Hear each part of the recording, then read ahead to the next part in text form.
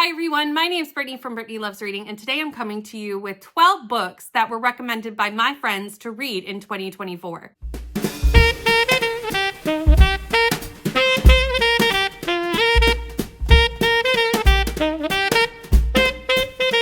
A picture up on Instagram asking my Instagram friends, what books should I read next year? I was very impressed with how quickly they filled this list of 12. So we're going to sit down and see what 12 books I will be reading that my friends want me to read next year. The first book on this list is The Mostly True Story of Tanner and Louise by Colleen Oakley. This was recommended to me by a dear friend and subscriber, Alicia. We have done many a buddy read together. So if Alicia's recommending this, I think I'm going to like it.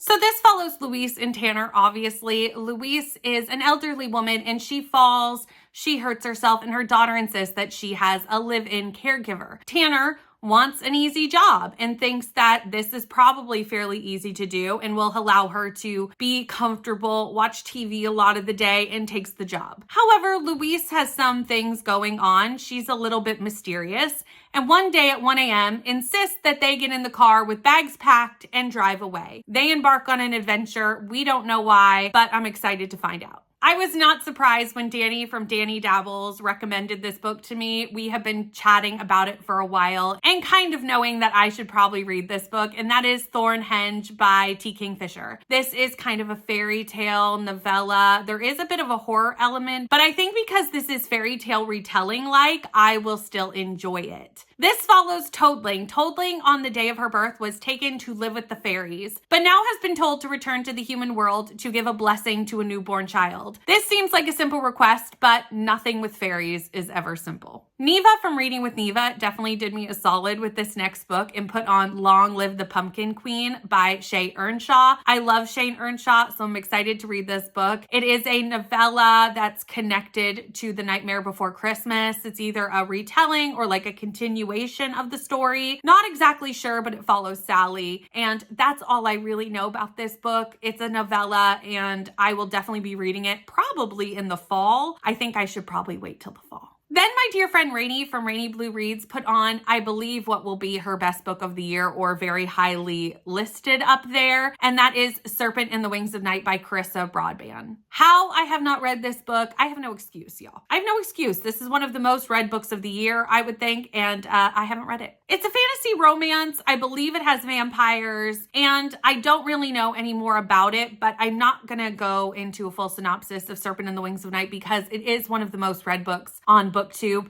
and I'm going to assume you already know what it's about because it's one of the most read books on BookTube. I've been sleeping on this one, but I will be reading it in 2024. Bree from Four Paws in a Books has put on this list Ashes in the Sun by Django Wexler. This is a book that Bree absolutely loved, and I have had my eye on it since Bree started talking about it, so I am thrilled that it is on this list. A magical war has destroyed the empire, and a new empire has been built in its ashes. However, there are still some lingering alliances to the old world, and two brothers will end up on different sides of this war. I'm so glad that I'm going to be reading it next year because I have been wanting to read this book. It sounds so good. Kristen, one of my friends on Instagram, put on Darling Girl by Liz Mikowski. This is obviously a Peter Pan retelling. That is literally all I know about it. But can anything be better for me than a Peter Pan retelling? I think not. A retelling will always be something that my heart desires, and I do love Peter Pan, so Darling Girl, very happily adding it to the list.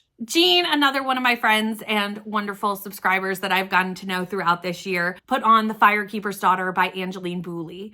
So this follows what I believe is Donis. She witnesses a murder and decides to go undercover. And as the deaths pile up, they're getting closer and closer to home. And it sounds like a lot of things are happening. How far will she go to protect her community? This is obviously written by an Indigenous author. I really want to add more Indigenous authors to my reading next year and diversify in that way. I don't read enough of them and I need to correct that. And I've heard amazing things about this book, so I'm thrilled to have it on this list. Sasha from Sasha Reads gave me Praise by Sarah Kate. This is the first book in the Salacious Players Club. It's a smutty book. The characters' names are not in the synopsis on Goodreads, so that's all I can tell you. But I mean, a smutty romance, I'm here for it. Megan, another one of my Instagram friends, put on Dragon Bound by Tia Harris. This looks like it's a dragon shifter fantasy romance. Pia is blackmailed into stealing a coin from another dragon, and Drago cannot believe someone would dare steal from him. He hunts down the thief, captures her, keeps her alive, but I'm assuming somehow a romance ensues. I don't know how that's going to go being captured, but it clearly is what happens. I do love a dragon shifter romance, so I have high hopes for this one. Eva from Pretty Purple Polka Dots gave me Strange Sally Diamond by Liv Nugent. This is a book that I know Aoife loved, and I know very little about it. It says in the synopsis that Sally doesn't know what she did wrong. She was just following her father's instructions to put him out in the rubbish when he died. So I think she actually takes his dead body and puts it out to the side of the road. Obviously, this brings the police by, as it would, and we see what happens as we go. I am intrigued to see why Aoife loves this book so much. Brooklyn from Brooklyn Reads put on Project Hail Mary by Andy Weir on this list. If you know, I want to read more sci-fi this year, so I do thank Brooklyn for adding some sci-fi to this list. However, if you also know, I DNF'd The Martian. So I'm a little bit excited, but also concerned with this book being on this list, but I'm willing to give Andy Weir another try. I think for me, The Martian maybe was just not the right time for me to pick it up. After about 60 pages and a lot of talk of poop potatoes, if you've read the book or watched the movie, you'll know what I'm talking about. I gave up. But I'm going to try again with Project Hail Mary and see how we go. Last but not least, I have The Raven Boys on here, which was put on here by Julie from Keep Calm with Books and Coffee. And I know Julie loves this series and wants to do a reread of it next year, so I think that might be how this kind of came about on my list. I have also been wanting to read The Raven Boys for many, many years. I feel like this is another series that I have been sleeping on, and I need to get on it. So 2024, here we go. I would give you a synopsis of The Raven Boys, but I just read it and I still don't really understand what's going on. I know it's YA. I know it's kind of like a paranormal, potentially romance at some point in the series, but I have had my eye on this one for a while because so many people love this series. And that is the end of the 12 books that were recommended by my friends that I will be adding to my 2024 TBR. Have you read any of these? Let me know about your thoughts about any of these books in the description box below. I'm sure you have read some of these. There's some pretty popular books on this list. Thank you so much for watching. Please like, comment, and subscribe, and I'll see you in the next one. Bye.